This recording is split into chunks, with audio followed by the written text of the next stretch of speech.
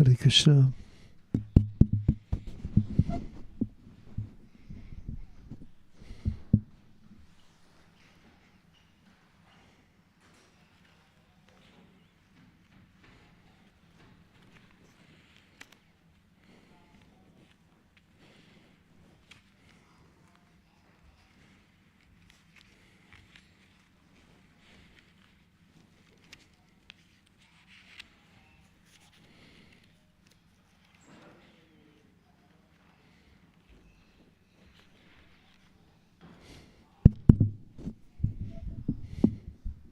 Hare Krishna.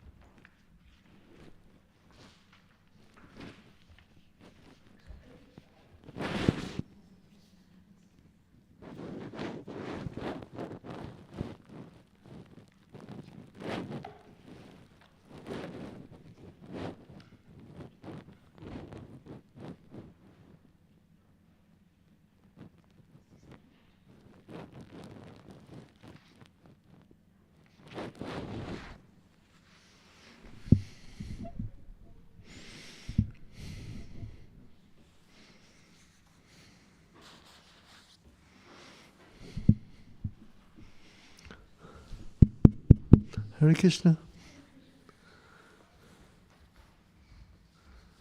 So tonight we're having Bhagavad Gita class again, and it's a very nice verse, very nice to give us so much information all in one verse. It's on chapter 18. But first I'll sing the prayers of Kirtan. Jaya Radha Madhava Jaya Kunja Bihari Jaya Radha Madhava Jaya Kunja Bihari Jaya Gopi Janavallabha Givadatari Jaya Gopi Janavallabha Givadatari Yasodanandana Prachitararanjana Sodanandana Brajitararanjana Yasodanandana Brajitararanjana Yasodanandana Brajitararanjana Yamuna Tira Mana Chari Yamuna Tira Mana Chari Hare Krishna Krishna Krishna Hare Hare Hare Rama Rama Rama Hare Hare Hare Krishna Krishna Krishna Hare Hare Hare Rama Rama Rama Hare Hare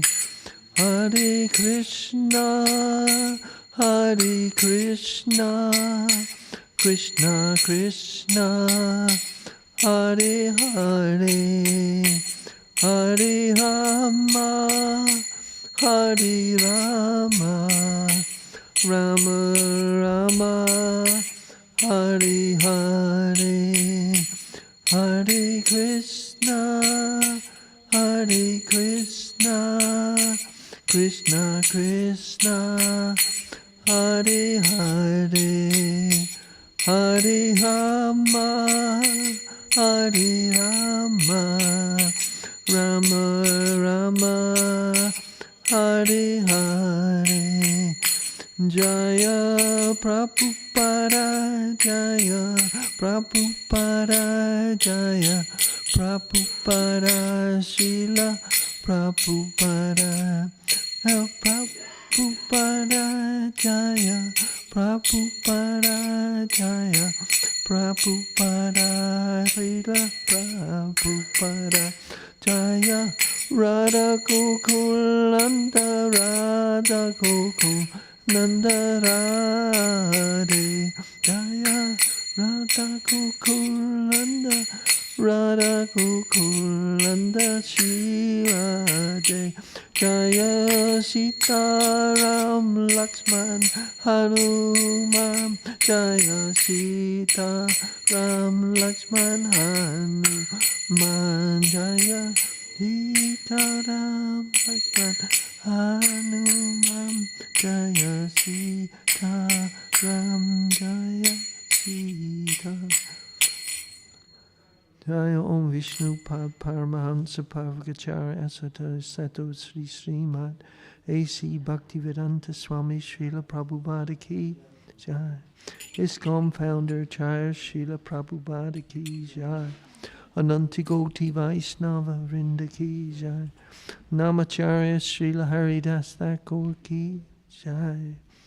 Prem Shri Kaho Shri Krishna Chaitanya Prabhu Nityananda Shri Advaita Gandhar Shri Vasari Gaura Bhakta Vrinda Ki Jai. Nitai Gaur Premanande. So tonight we're reading from Srimad Bhagavad Gita as it is. It's a special chapter. It has sort of a contradiction nature. But so as I get to put on my glasses, if you could repeat after me. Om Namo Bhagavate Vasudevaya.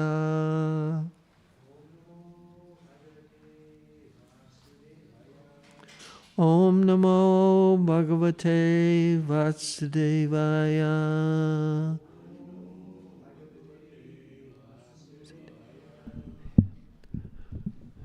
So I'd like to welcome everybody who's here and those online that may be listening. I'm preparing in such a way that this will give me some new heart, reading Bhagavad Gita again, because it's the heart of Krishna. It's the gem of the Mahabharata. It's been brought to us by the Srila Vyasadeva. And so we're talking about the text tonight is chapter 18, text 48.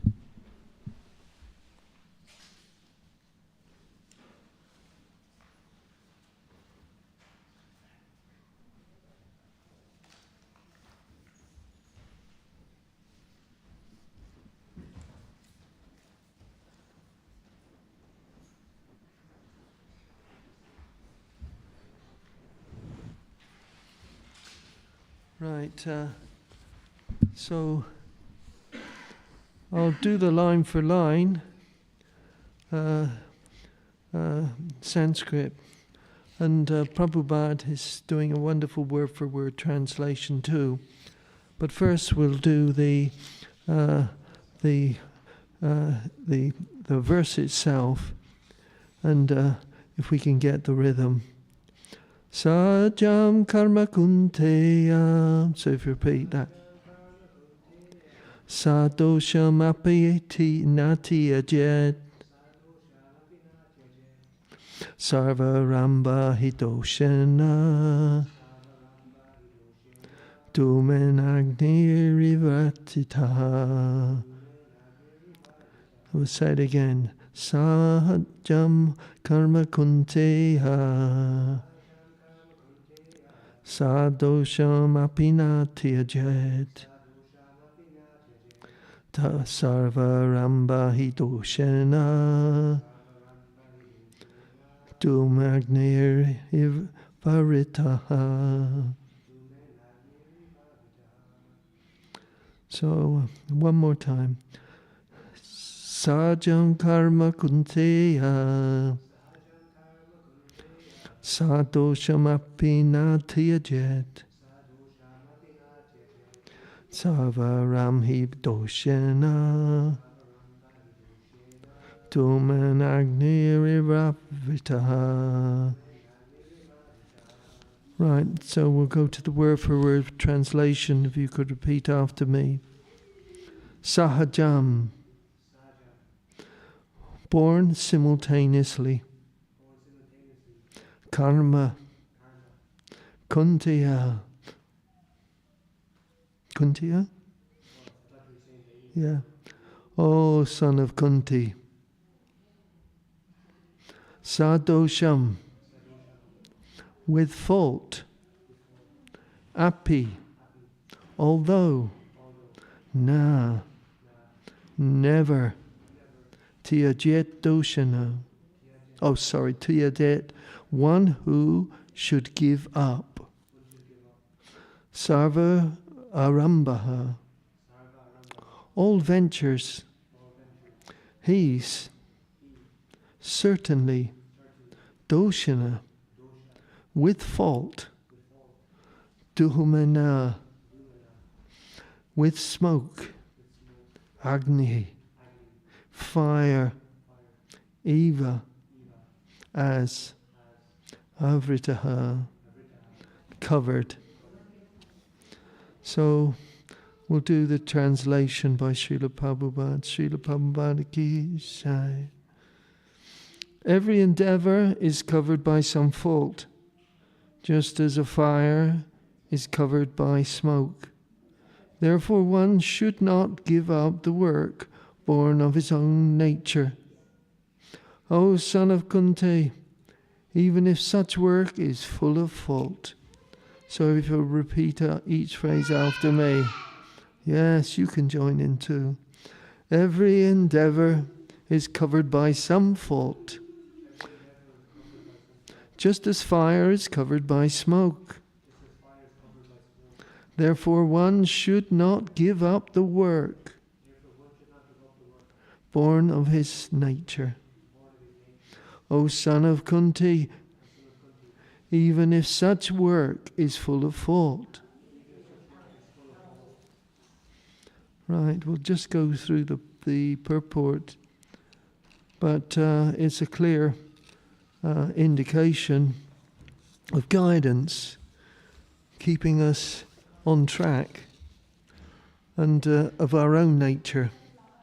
And so we should not compare ourselves with others, because we are individuals under the modes of material nature. So in the purport, Prabhupada says, in conditioned life, all the work contaminated by the modes of material nature, even if one is a Brahmana, has to perform sacrifices in which animal killing is necessary.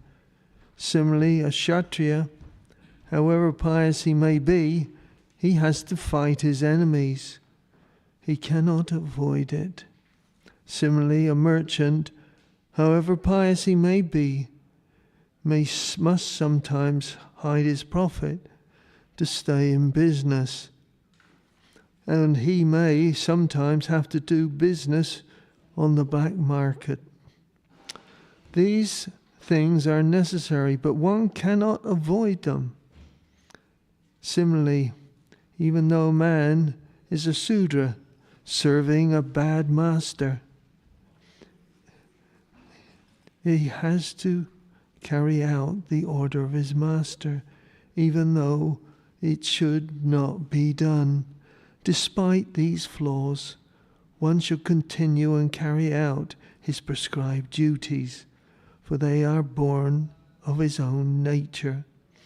So going through this first paragraph, it says conditioned life. This world has been given to us as a sort of a house of correction, a place where we can remedy, we can get back online on the journey to Krishna. All the work is contaminated by the modes of nature, whether that be goodness, passion, or ignorance.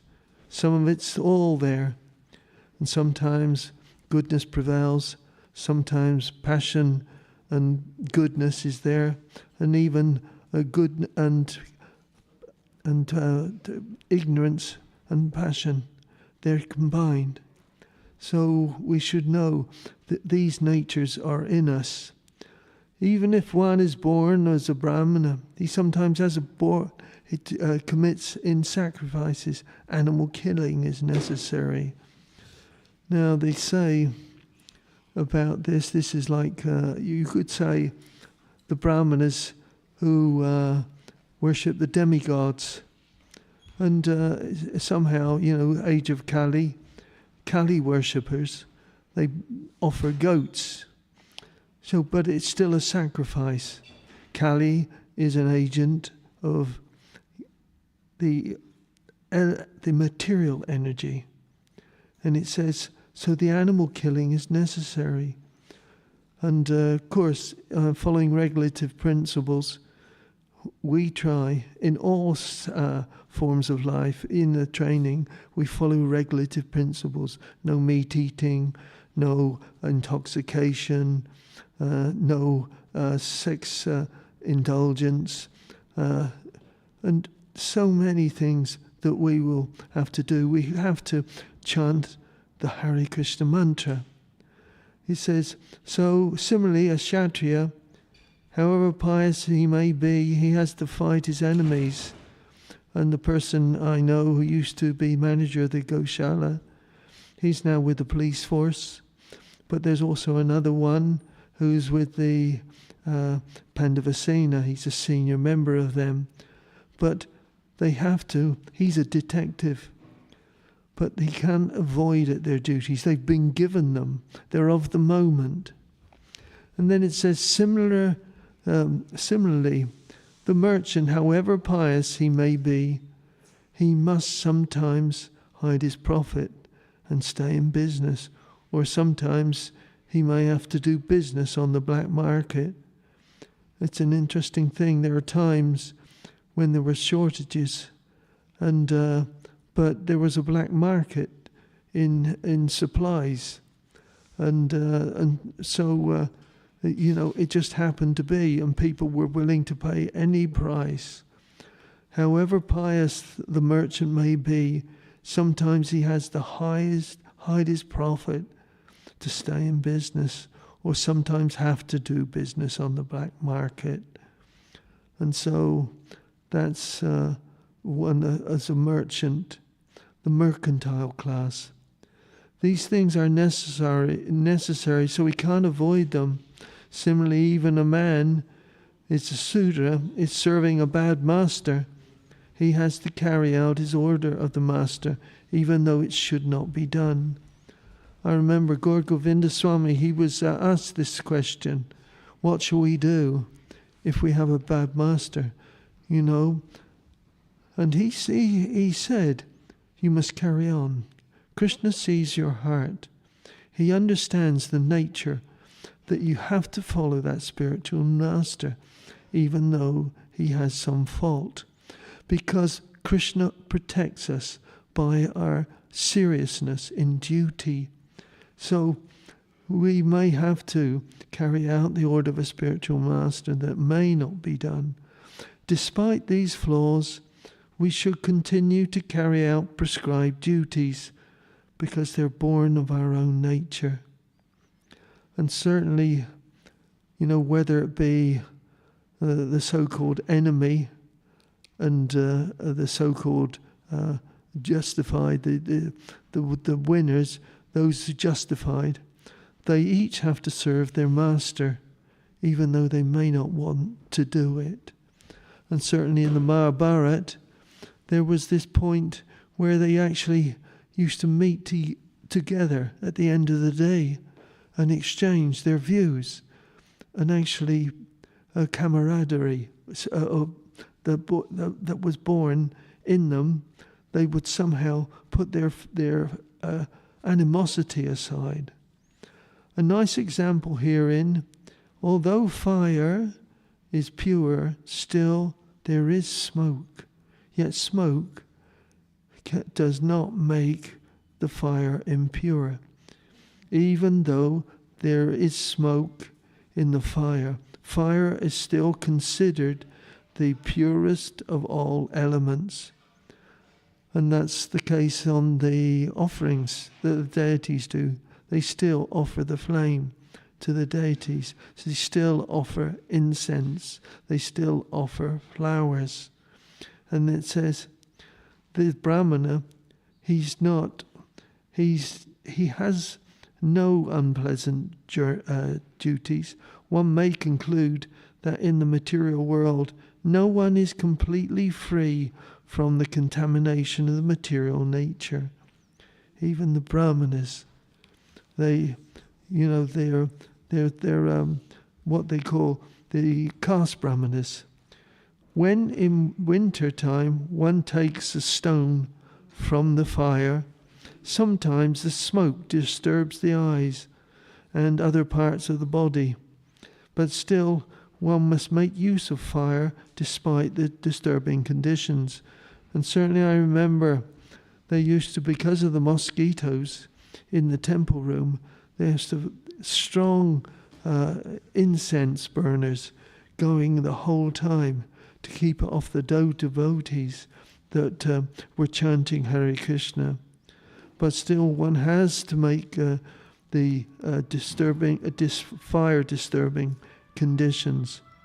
Similarly, one should not give up his natural duty, because beside there are some disturbing elements. Rather, one should be determined to serve the Supreme Lord by his occupational duty in Krishna consciousness. That is the perfectional point. And so many people come here, and they invite their families, their children. They're looking at the altar, they see the special arrangements that have been made for us, that actually the festival for the eyes is just behind. Shri Shri Radha Gokananda Ki Jai, Shri Shri Sitaram Lakshmana Hanuman Ki Jai, Shri Shri Gaur Nitai Ki Jai, Nitai Gaur Premanandi. So rather, one should be determined to serve the Lord by his occupational duty in Krishna consciousness. And there's a nice verse, Yad Koroshi Yadasni Yadosi Dadasi Yad Tapasyasi Kuntevya Tat Kurushva Madapanam. It says, whatever you do, whatever you eat, whatever you offer or give away, do that as a service to me. And certainly even the washing up is something like that.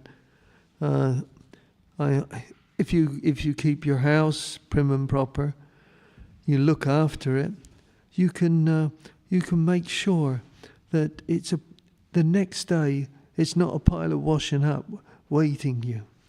It's very disappointing to you and disappointing to Krishna, because cleanliness is the perfectional point.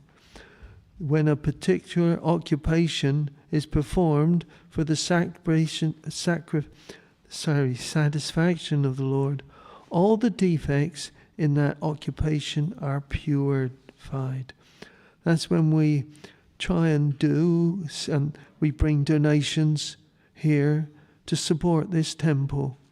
And all the time, and I know, and ever since I've been here, that especially in Shraddh, that for their sacrifices to their ancestors, that it's still devotional service, because they're connected with Krishna.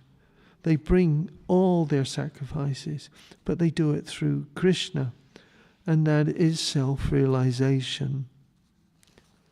Now it continues, I will leave.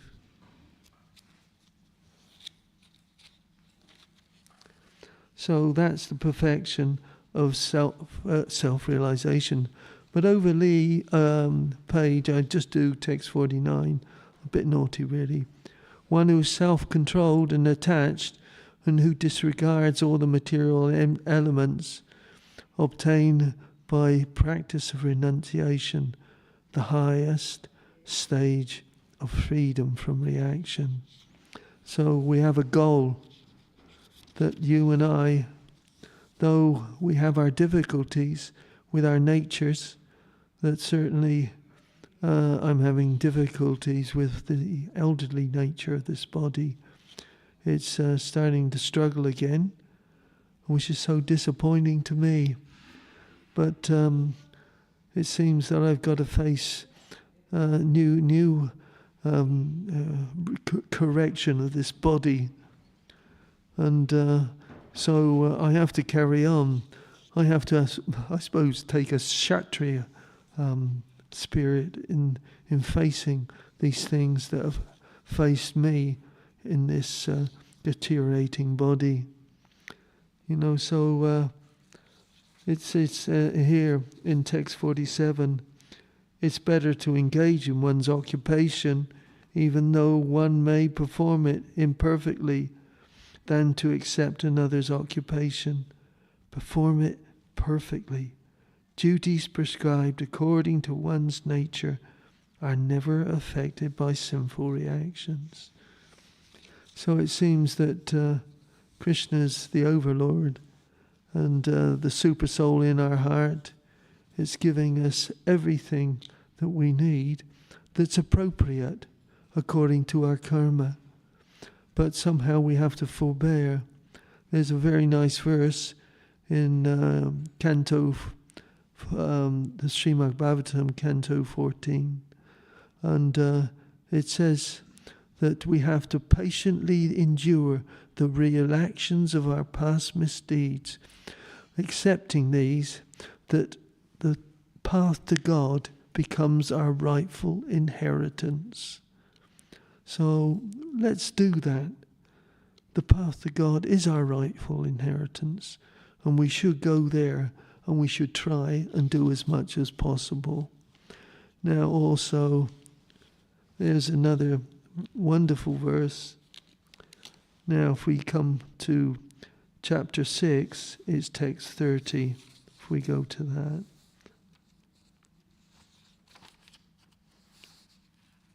If I can get there.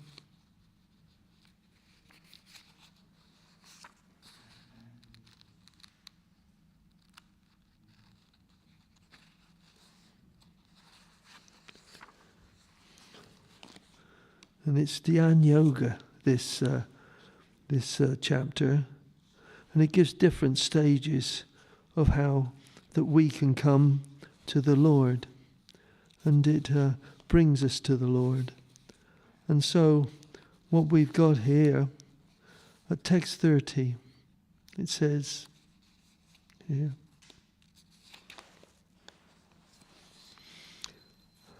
it says, one who sees me everywhere and everything in me, I am never lost to him, nor is he ever lost to me.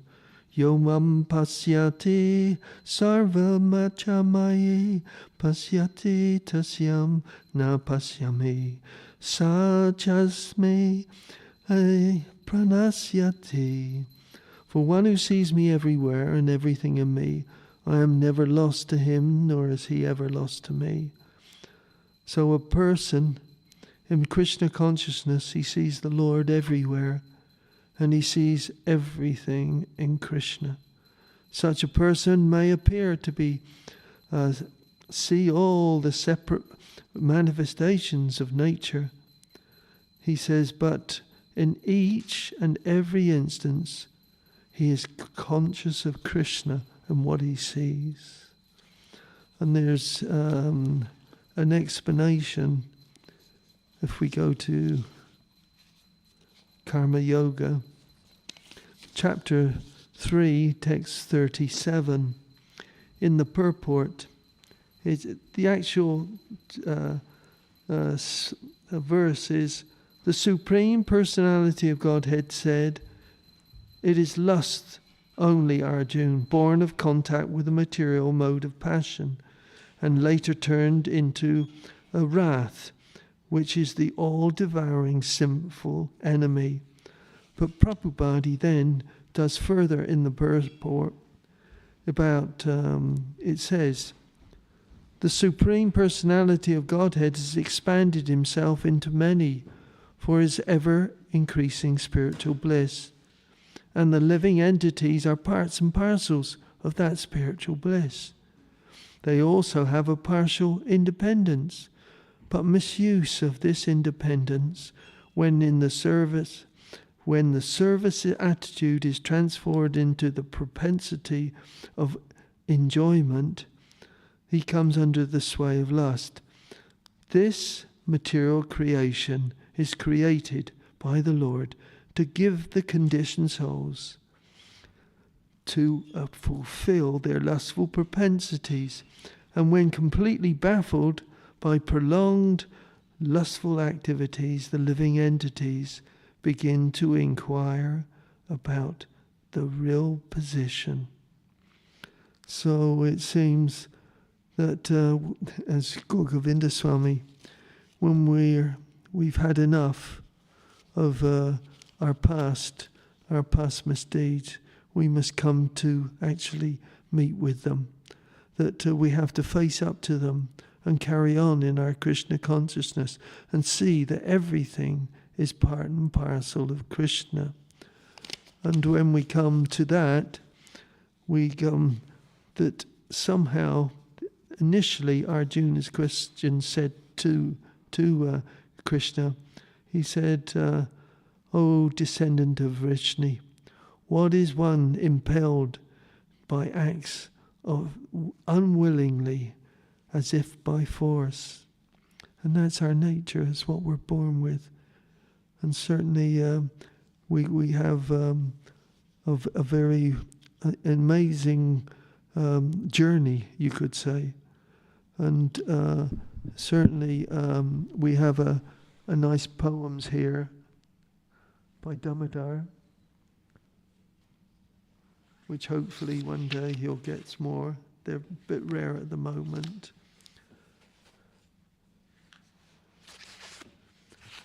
And here it says, the pains and pleasures we meet on our path are temporary, and like the rise and fall of infinite waves, the shore greets the sea.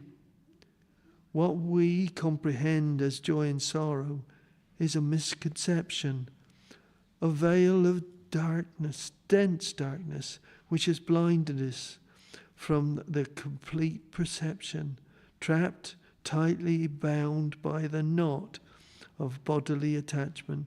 From time to time, from time immemorial, we are chased as the fallacy of false allurements. In this body is our soul, forever existing, free, full of bliss and knowledge, seeking fulfillment for eternity. When our hearts are elated, steeped in ambrosial sentiments, no more shall we weigh down in heed of the effervescent events. In relation to Krishna, we can transcend all joy and sorrow. We can live a fruitful life here and now, with each tomorrow.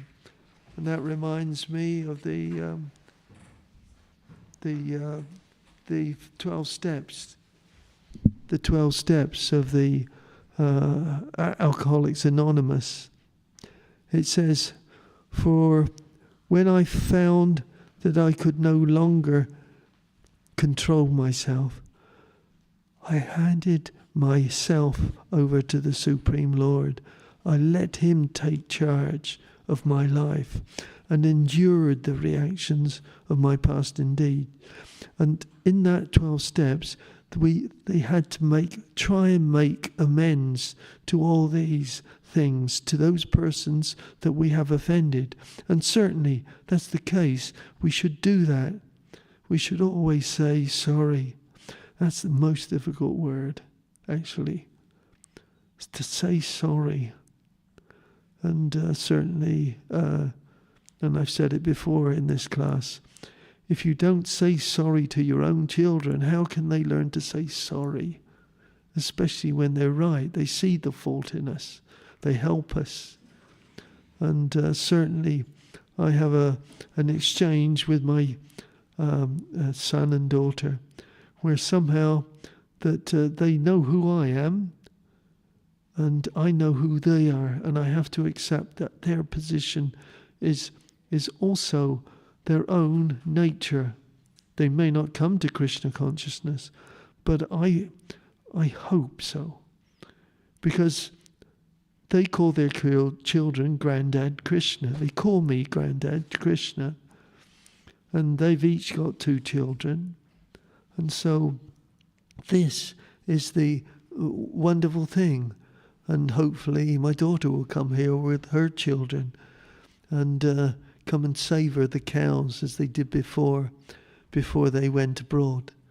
And certainly we must try and we must share.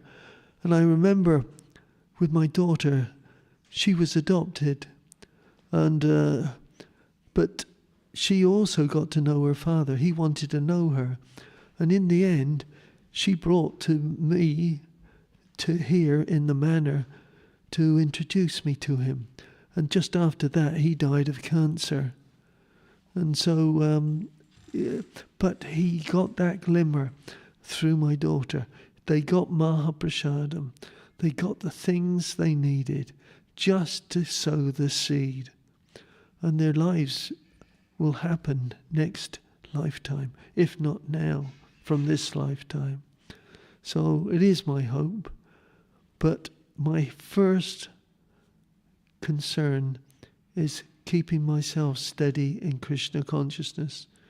They say we have to be acharya, or an example to our children, and we have to somehow soldier on.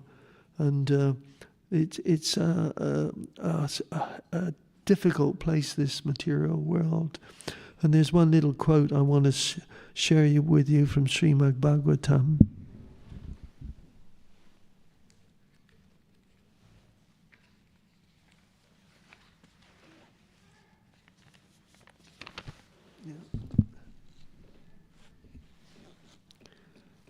It says, Dhamma projita kaya tavam chamba paramo nimat saranam satam Vedyam vastavam vastu shivadam trayam mulanam Srimad Bhagavate Mahamune Vaparer Ishvara Sadhya Sadhyo Hidaya Chabi Kritabi Susrubi Takishana. It says then, completely rejecting all religious activities that are materially motivated. This Bhagavad Purana propounds the highest truth by those devotees who are fully pure in heart. So we reject all those things that will help, that won't be helpful. We must associate with each other, associate with devotees, and bring ourselves into Krishna consciousness. And especially, when there's this wonderful one at the beginning of the Canto 1. I meditate upon Lord Sri Krishna, for he is the absolute truth, the primeval cause of all causes of creation, sustenance, and destruction of the manifested universes. He is directly and indirectly conscious of all manifestations, and he is independent, because there is no other cause beyond him. It is he only who first imparted the Vedic knowledge into the heart of Brahmaji, the original living being. By him, even the great sages and demigods are placed into illusion, as one is bewildered by the illusory representations of water seen in fire and land seen on water. Only because of him do the material universes temporarily manifested by the reactions of their three modes of material nature appear factual, but they're unreal. I therefore meditate upon him, Lord Sri Krishna, who is eternally existent in the transcendental abode, which is forever free from the illusory representations of the material world. I meditate upon him, for he is the absolute truth. So there's a lot to learn from Srimad Bhagavatam. These key verses that help me sustain my spiritual life, and the Shikshastika prayers. You know, it says, Trinadapi sunichena taroriva sashnuna amanina manadena kirtan shadare.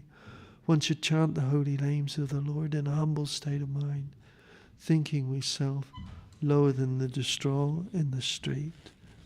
Right, if there's any comments, questions, importance that you may wish to read, I'm very aware now of time of the people. Yeah.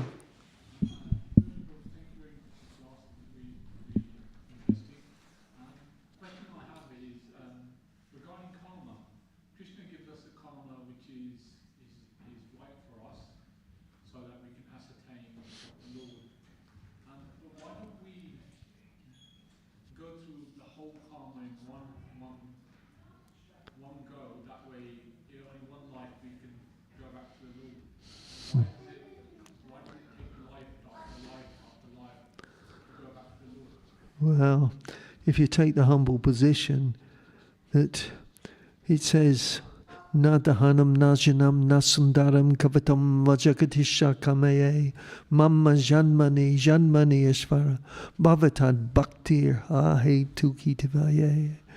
It says, I don't want beautiful women, I don't want followers, I don't want prestige. All I want is your causeless devotional service, birth after birth. And it's the service that counts. If you've got service in life, it's life. Sankirtan is life.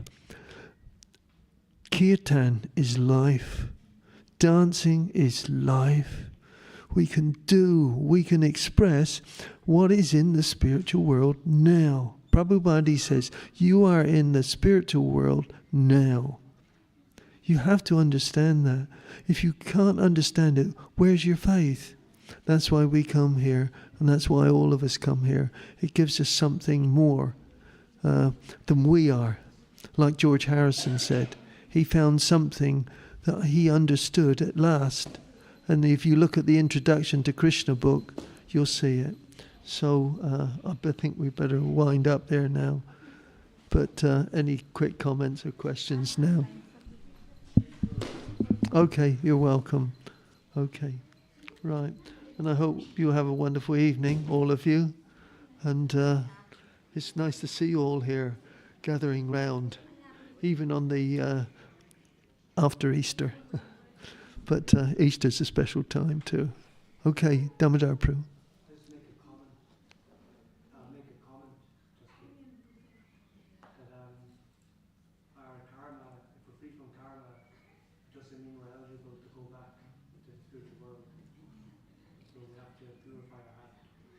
Yes, it's a fact.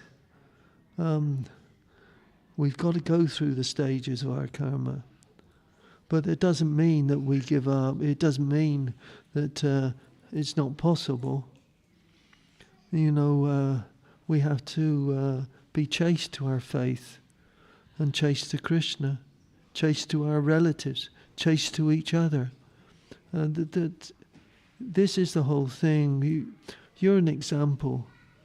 You know, you yourself are an example.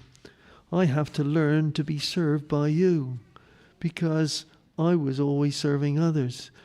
And I think, oh, this is very difficult. Prabhupada did the same thing in his days.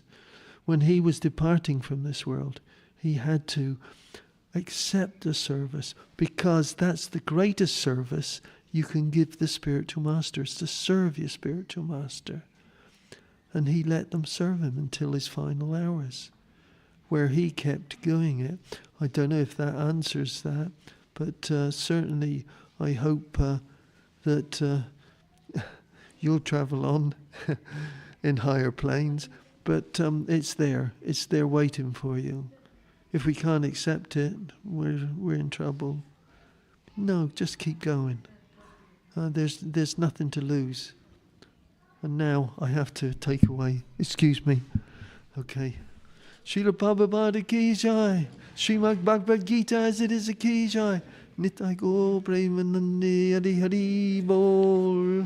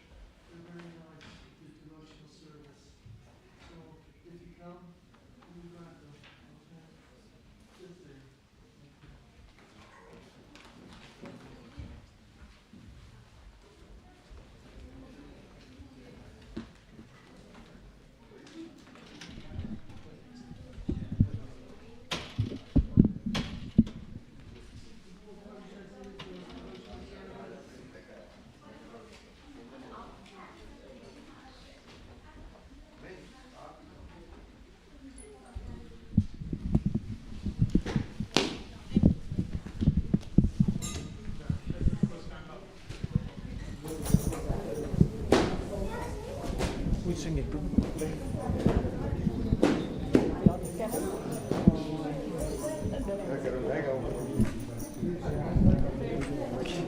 आप धरती का आप बना कर रहे हैं? चलो इधर आओ. Emre tuttuk.